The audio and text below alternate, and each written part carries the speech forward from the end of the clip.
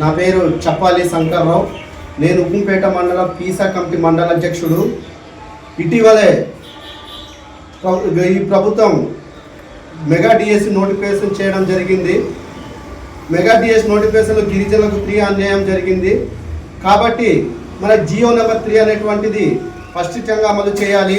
అలాగే 1/7 యాక్ట్ పటిష్టంగా అమలు చేసి ఆర్డినరీ జారీ చేయాలి. మనకు ఇటీవల 29వ తారీఖున జరిగే పీసా మండల కమిటీ పీసా 33 పంచాయతీ అధ్యక్షులు కార్యదర్శులు అందరూ 29 జరిగే కార్యక్రమానికి అందరూ విజయవంతం చేయాలి. మనకున్న చట్టాలు, మనకున్న హక్కులు మనమని కాపాడుకోవాలి.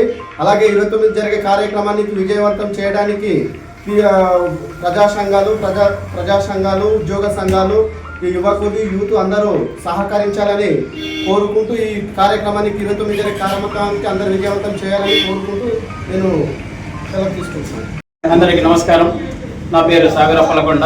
నేను ఉక్కుంపేట మండల ఉపాధ్యక్షులు. మన యొక్క జియో నెంబర్ 3ని 1/70 చట్టాన్ని మన యొక్క గిరిజనులని అన్యాయం జరిగింది. కాబట్టి మా యొక్క పీసా కమిటీ 33 పంచాయతీల ఒక సభ్యుల యొక్క 29న మేము మా యొక్క పీసా కమిటీ తరఫున మా యొక్క గిరిజన సంఘం, సిపిఎం పార్టీ అన్ని మద్దతులతో మాకు సహకారం అందిస్తారని మేము ఉక్కుంపేట మండల పీసా కమిటీ అధ్యక్షులుగా మేమందరికీ వినయపూర్వకంగా కోరి ప్రార్థిస్తున్నాం.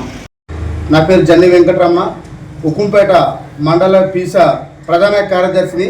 అయితే ఇటీవల విడుదల చేసిన మెగా డిఎస్ని ఈ గిరిజనులకు తీవ్రంగా అన్యాయం జరిగింది. కాబట్టి రేపు తక్షణమే స్పెషల్ డిఎస్సి కూడా నిర్వహించాలని మేము కోరుకుంటున్నాం.